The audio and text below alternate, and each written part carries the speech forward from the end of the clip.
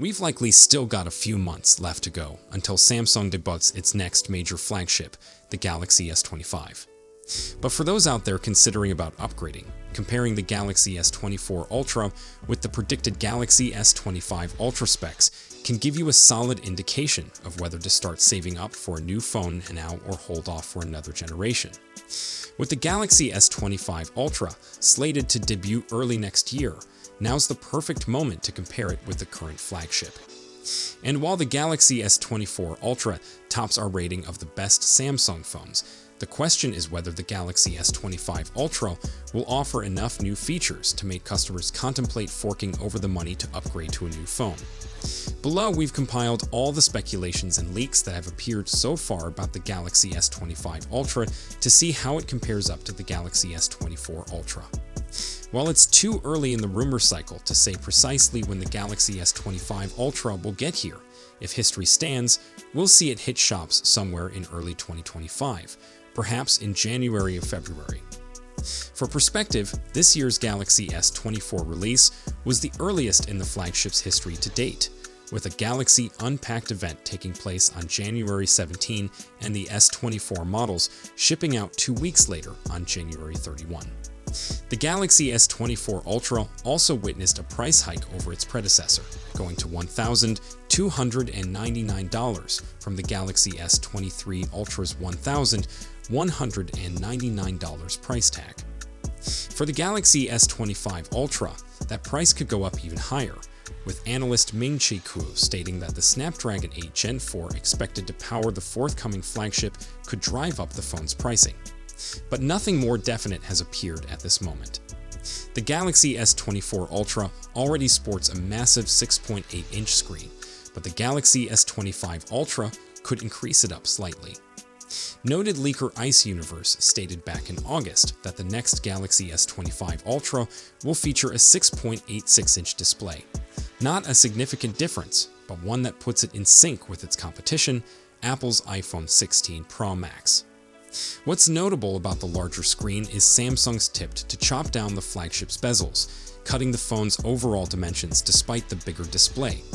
The same source said the S25 Ultra will be 77.6mm wide, a tiny dip from the 79mm width found on the current S24 Ultra.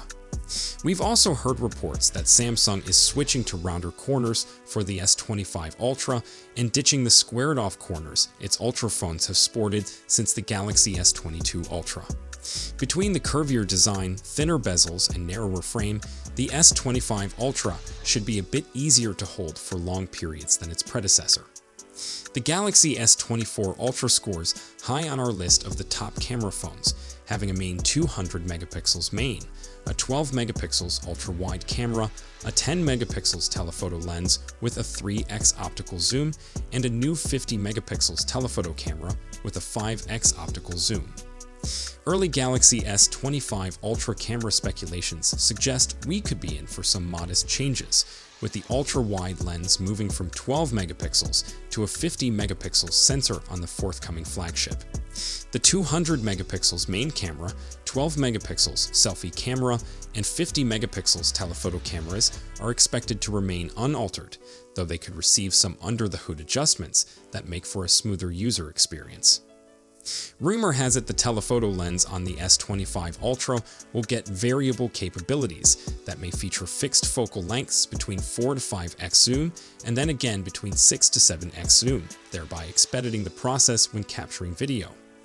Another report indicates Samsung may eliminate the second telephoto entirely, leaving the S25 Ultra with 3 camera lenses instead of 4.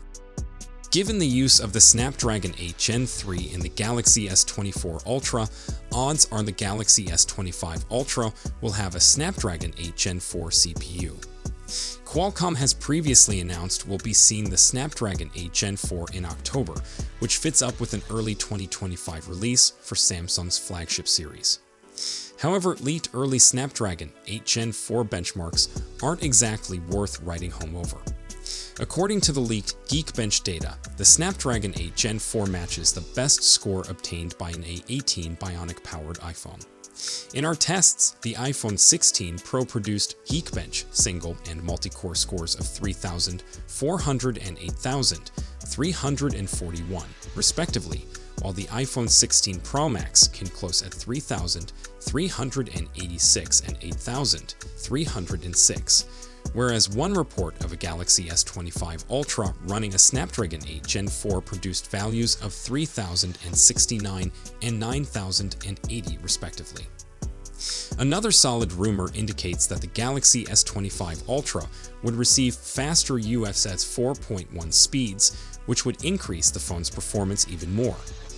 RAM capacity could also see a bump, jumping from the 12 gigs found on the current Galaxy S24 Ultra to 16 gigs with the Galaxy S25 Ultra.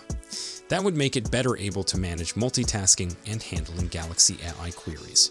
Speaking of AI features, odds are the Galaxy S25 Ultra will add more after it releases, similar to what we saw with the S24 range, but there's no indication yet on what those could be.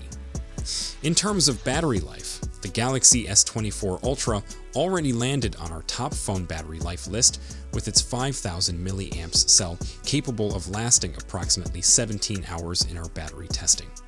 Rumors claim the Galaxy S25 Ultra could keep the same 5,000 mAh battery and 45-watt charging speeds. It's still a bit early to determine definitively whether you should consider upgrading to the Galaxy S25 Ultra when it comes out.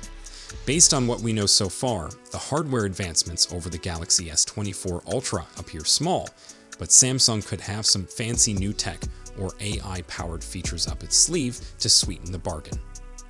Given that Apple came out as the clear frontrunner in our iPhone 16 Pro Max versus Galaxy S24 Ultra face-off, Samsung has a lot of ground to cover with its next flagship phones. We should learn more about what to expect from the S25 Ultra as we come closer to launch, but in the meantime, it may be worth holding off on upgrading for now. So, let us know what you think in the comment section. As always, see you tomorrow. Peace out.